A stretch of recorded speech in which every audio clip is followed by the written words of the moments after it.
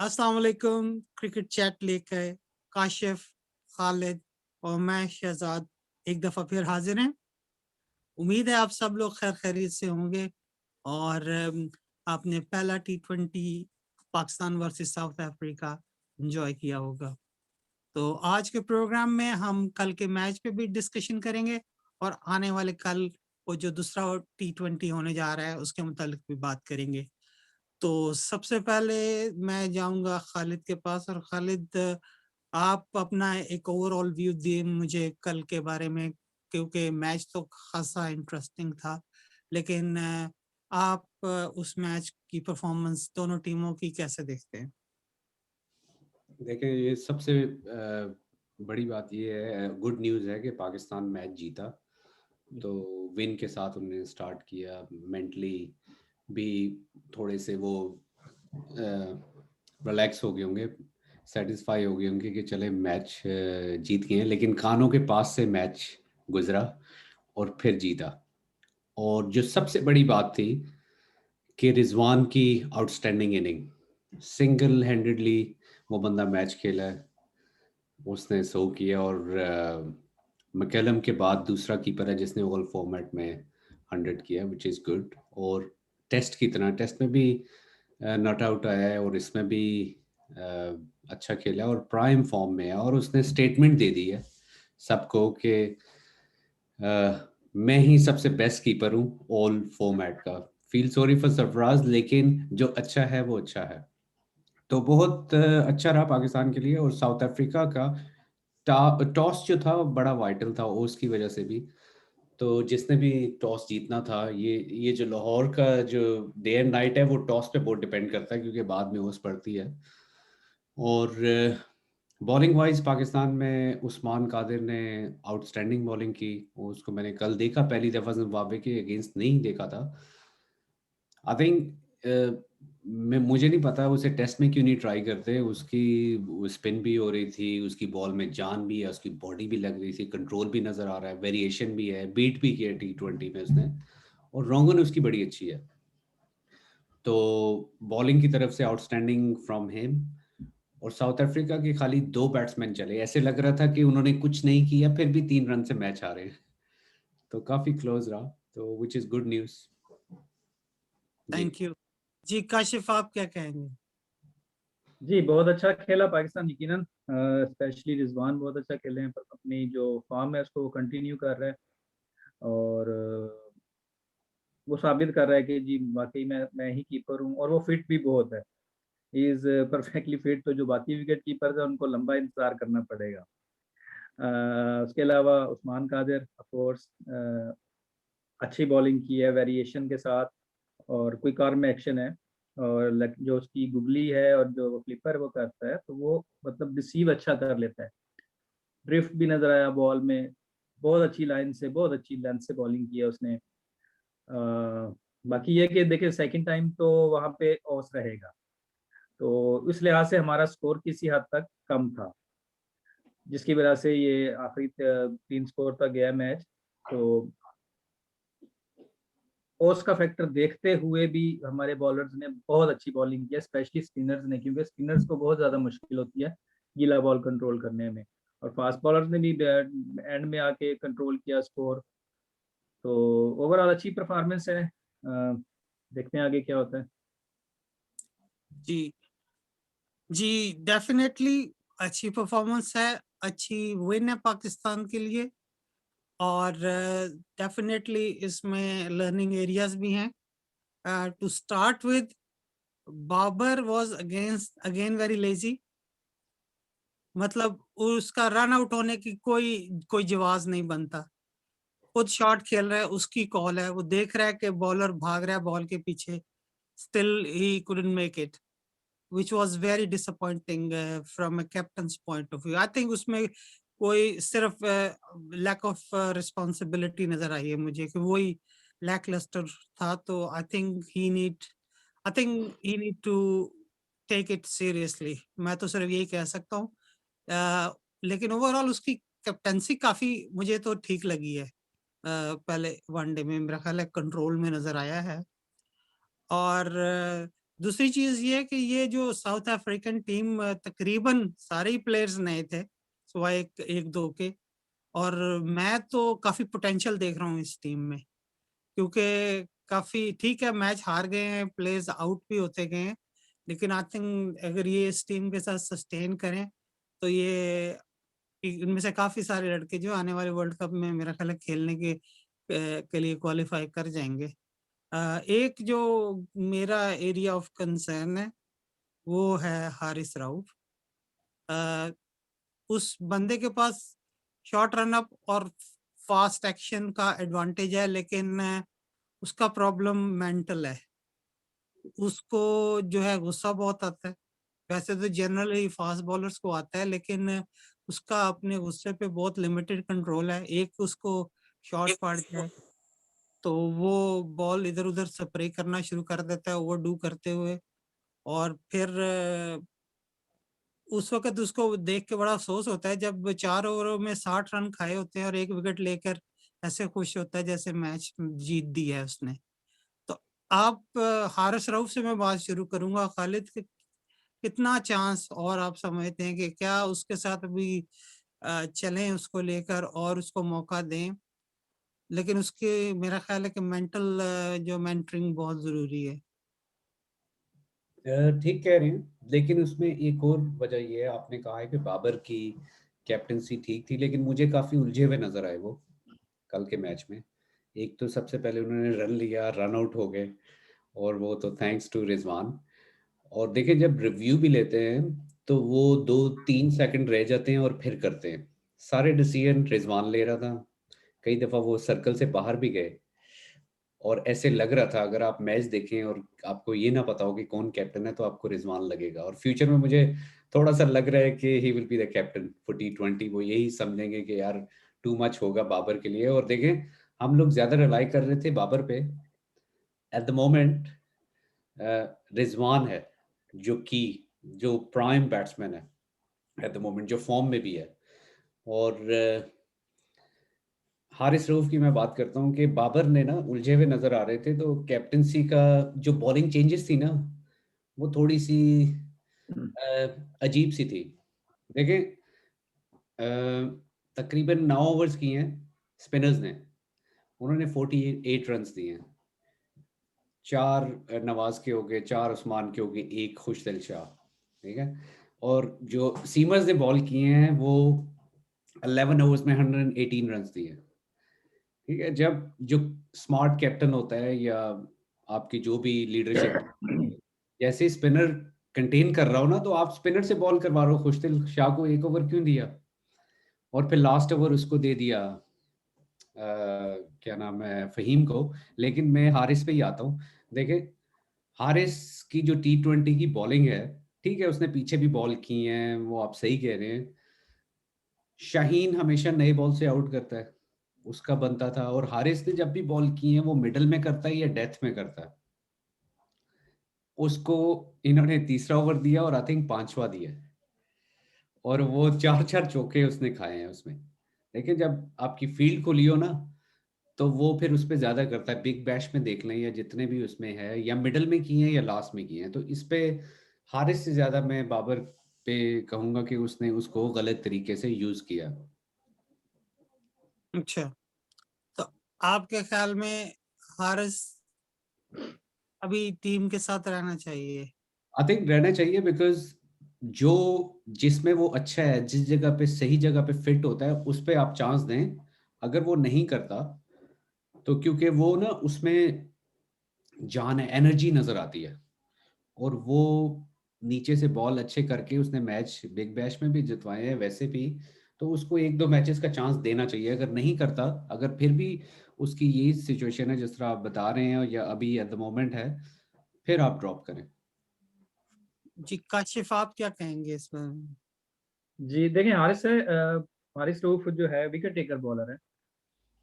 जो फास्ट ज्यादा तेज बॉलर होते हैं उसके साथ यही प्रॉब्लम होता है, वो स्कोर भी देते हैं और विकेट भी निकालते हैं। देखिए, अगर आप दोनों काम कर रहे हैं फिर तो ठीक है। अगर तो आप सिर्फ स्कोर दे रहे हैं और विकेट नहीं निकाल रहे तो फिर बिल्कुल जेन्युइन प्रॉब्लम है। बाकी खालिद ने बिल्कुल ठीक बात की है। उसको अगर पावर प्ले के बाद आप अगर ऐसे बॉलर को जो स्कोर देता है और लेकिन आपको विकेट भी देता है। तो उसको आप बेहतर होगा कि अगर आप उसको पावर प्ले के बाद ओवर्स देते तो ज़्यादा बेहतर था। बाकी बाबर की जो बात करें, देखिए बाबर वो इजी सिंगल था जो पहला आउट हुआ है ना, बट अगर वो लेफ्ट हैंडर बॉलर है और वो फील्ड के गेम के पीछे जा रहा है तो बहुत इजी सिंगल था। लेकिन आप उसमें जो उसका कमाल था बॉलर का, उसने राइट हैंड से थ्रो किया, उसने राइट हैंड से पिक करके और राइट हैंड से ही थ्रो किया। तो इसमें एक तो बिल्कुल बैट्समैन ही परेशान हो गया, सभी परेशान हो गए कि मतलब बहुत अच्छा रन आउट था। That was a easy single. तो बाकी कैप्टनसी में मुझे भी काफी उसके मसाइल नजर आए हैं और बिल्कुल रिजवान ही कंट्रोल कर रहा था पूरा ग्राउंड। तो अभी काफी काम करने वाला है बाबर को भी। कप्तानी भाई आसान काम तो नहीं है, कप्तानी भी बहुत मुश्किल काम है, सीखना पड़ेगा उसको। जी। मैं उसकी जो कैप्टेंसी के हवाले से उसकी बॉडी लैंग्वेज और प्रेजेंस की बात कर रहा हूँ, क्योंकि वो ठीक है, आप ठीक कह रहे हैं कि टुवर्ड्स द एंड रिजवान ज्यादा मैनेज करता नजर आया फील्ड प्लेसिंग, लेकिन बाबर काफी इन्वॉल्व था कल, बॉलर से भी डिस्कशन कर रहा था बाहर बाहर। सिर्फ ये नहीं था कि बॉलर को बॉल देकर वो अपनी फील्ड प्लेसिंग पे चला गया हो, थोड़ा एक्टिव नजर आया है। बाकी ये है कि जब पांच दफा कोई रिजवान थिंक वैसे ही प्रोएक्टिव बंदा है, अगर वो उसके पास कोई रोल ना भी हो तो वो आपको फील्ड में प्रोएक्टिव नजर आएगा। तो ऐसे बंदों का ये होता है एडवांटेज कि वो उनकी प्रेजेंस आपको ज्यादा फील होती है, जो हमें कल भी नजर आई। बाकी अब हारिस रऊफ की आप बात करें, हारिस रऊफ ने टुवर्ड्स द एंड भी ओवर किया है, मेरे ख्याल 17वां ओवर शायद हारिस रऊफ ने किया है, लेकिन उसमें भी उसको वही हुआ कि उसने दो तो मेरे ख्याल शॉर्ट पिच पे खाई हैं उसने, फिर शॉर्ट पिच पे खाने के बाद उसने बिल्कुल ही बॉल जो है वो उस कॉम्पनसेट करते हुए बिल्कुल ऑफ से बाहर कर दी है। तो आई थिंक उसको अपने ऊपर उस सेल्फ डिसिप्लिन चाहिए उसको, पोटेंशियल तो डेफिनेटली है उसमें। दूसरा अब मैं आता हूँ बॉलिंग की तरफ, और सॉरी बैटिंग की तरफ। तो बैटिंग में जो चीजें देखने वाली हैं, जाहिर है एक तो वो आपके जो ओपनर हैं उनके बारे में डिस्कशन बनती है, क्योंकि उन्होंने ओपनर तो शायद नहीं था, वन डाउन आया था, हालांकि वो बेसिकली तो ओपनर ही है।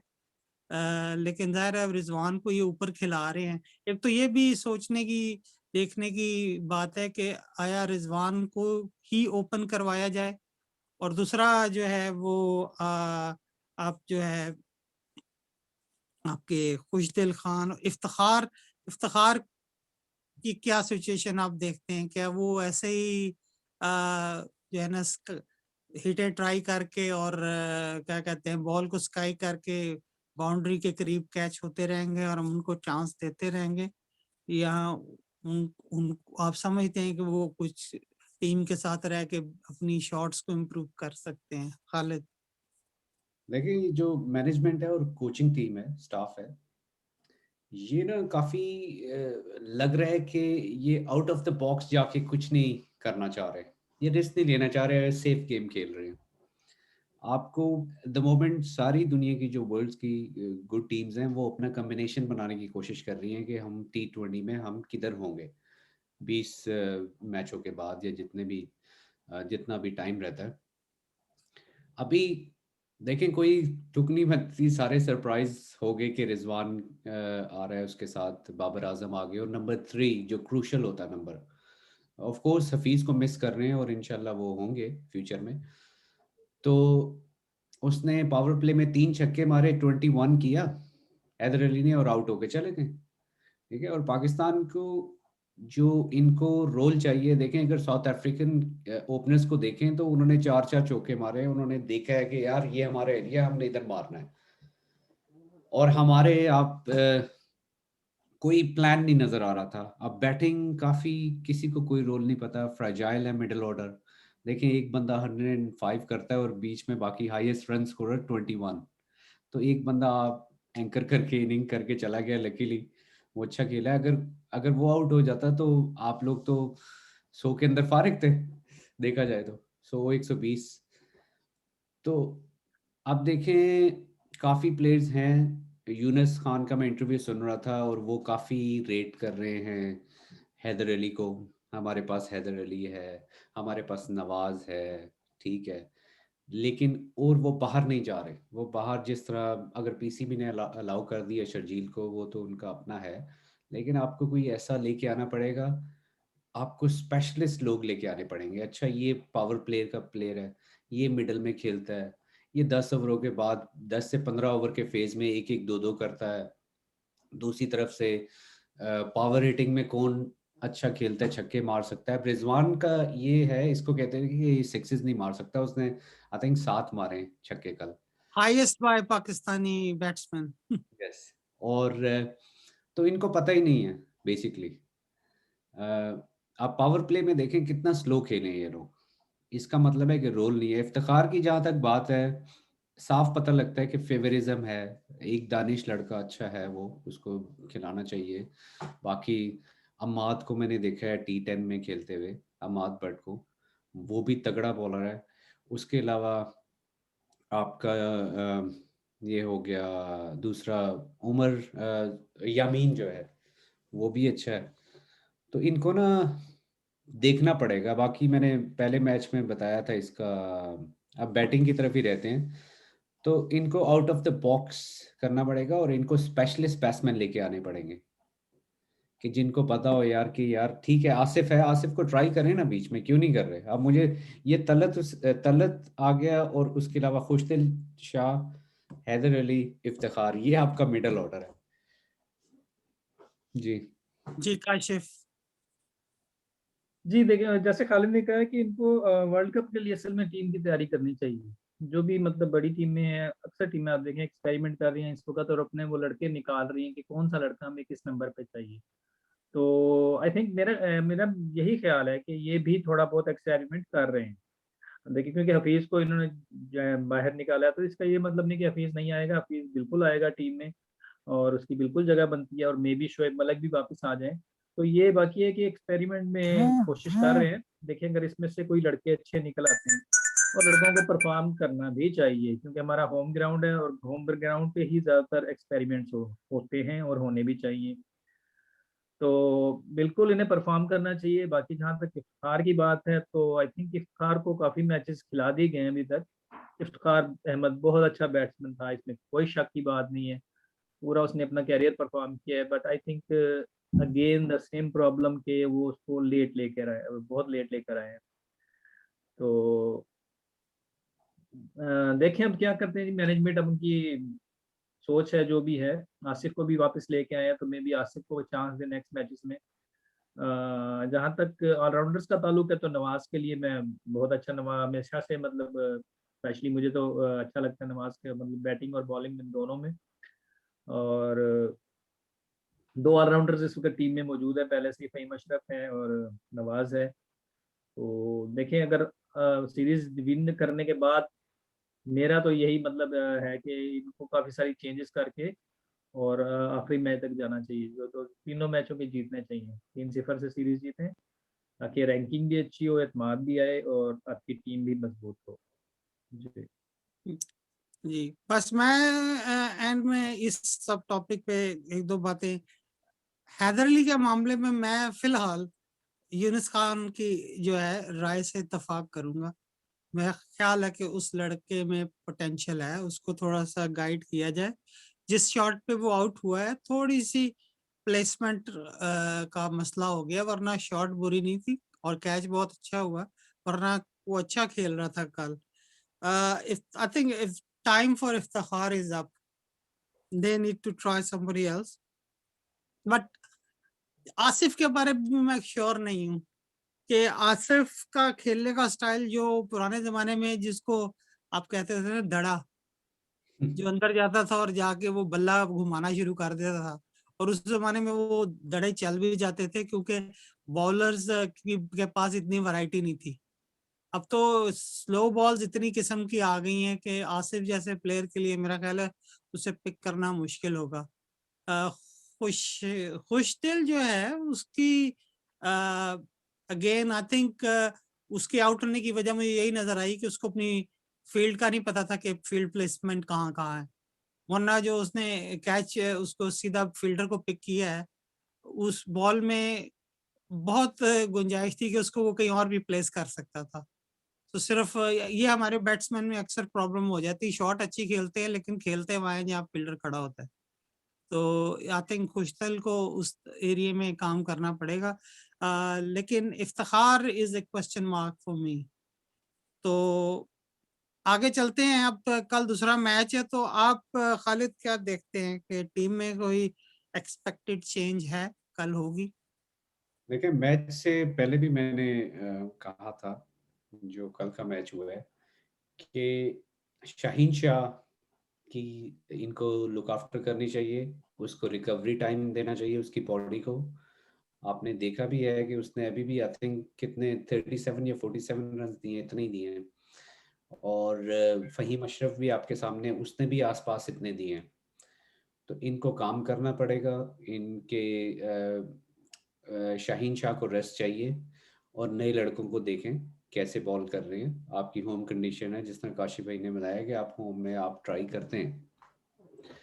अब उसके अलावा बॉलिंग में उस्मान ब्रिलियंट, उसको और खिलाएं जितना खिला सकते हैं, बिकॉज स्पिनर को कोई इतना खास फर्क नहीं पड़ता। और इसका नवाज का भी बड़ा अच्छा है, इन दोनों का कम्बो है।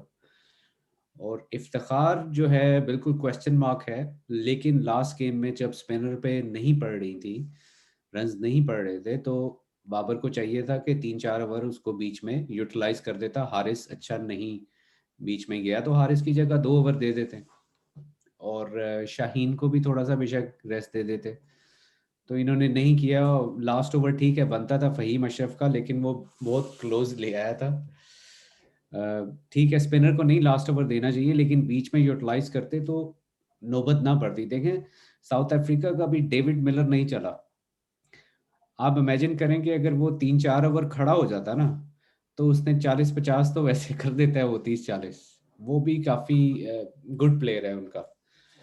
तो इनको केयरफुल रहना पड़ेगा अगर ये टॉस हार जाते हैं। काशी भाई ने जिस तरह शुरू में बताया कि रन्स कम थे, ज़्यादा कर सकते थे, ये तकरीबन 190 आराम से बनता था इधर, जिस तरह से ये लेके जा रहे थे। तो इन्होंने शुरू में भी तेज नहीं खेले, पिच जिस तरह की थी। अगर हल्का 89 पे कैच छोड़ा रिजवान का, लेकिन उसमें वो नहीं है। अगर वो आउट हो जाता, 2-3 रन का फर्क था, वरना ये तो मैच चला गया था। तो इन्हें चेंजेस करनी पड़ेंगी, इनको फ्रेश बॉलर लेके आने पड़ेंगे। और ये अभी कॉम्बिनेशन का टाइम नहीं है। अभी 20 तारीख से पीएसएल स्टार्ट हो रही है, पीएसएल के मैचेस भी हैं। आप उनको रेस्ट देके उनको आपको प्लान करना चाहिए कि यार अभी से आपके माइंड में होना चाहिए कि कौन से लड़के खेलेंगे या हमें लग रहा है कि इन लोगों में पोटेंशियल है। तो अगेन टॉस पे डिपेंड करता है कल का मैच। और फ़हीम और शाहीन को रेस्ट देना चाहिए और नए लड़कों को ट्राई करें, और बैटिंग में दानिश को भी चांस दें ये कल। क्या ऐसा होता नजर आ रहा है आपको? मुश्किल है, बिकॉज अगेन 3 रन से मैच हारे हैं, आउट ऑफ द बॉक्स नहीं खेलते, ये सेफ गेम खेल रहे हैं। ये अभी क्विक रिजल्ट इनको चाहिए, तो ये सीरीज जीतने पे जाएंगे इंस्टेड ऑफ अपनी लड़के ट्राई करें। शायद अगली सीरीज में इस तरह के डिसीजन लें। जी काशिफ। जी मुझे भी ऐसा लगता है कल कोई चेंज नहीं होगी। अ, हालांकि होनी चाहिए, लेकिन नहीं लगता कि होगी। बिल्कुल पाकिस्तान सीरीज जीतने की कोशिश करेगा और उसके बाद में भी थर्ड मैच में कुछ चेंजेस जरूर करेंगे। जी मैं एक्सपेक्ट कर रहा हूँ एक चेंज, बल्कि 2 भी हो सकती हैं। और दूसरी हुई तो वो खालिद जैसे आप कह रहे हैं कि शायद ये शाहीन को या हारिस दोनों में से एक बॉलर चेंज कर दें। लेकिन जो है बैटिंग में आई स्ट्रांगली फील के इफ्तिखार की जगह किसी और को चांस देना चाहिए। काफी गेम वो खेल चुका है। तो अब तकरीबन हमारे शो का टाइम कंप्लीट हो रहा है। तो कोई और ऐसी चीज आपने नोट की हो को मैनेजमेंट की तरफ से? क्योंकि एक चीज मैं देख रहा हूँ कि वकार भाई काफी एक्टिव नजर आते हैं पवेलियन में, वरना वो अमूमन एक कोने में बैठ के अपनी अपनी ही चीजें सोचते बैठे और अपनी सीरियस सी शक्ल बना के बैठे रहते थे। अब वो कुछ ज्यादा इन्वॉल्व नजर आ रहे हैं, सेलिब्रेट भी ज्यादा करते हैं, कुछ मुस्कुराते हुए भी नजर आते हैं। तो क्या वो यूनुस भाई को मैच करने की कोशिश कर रहे हैं खालिद?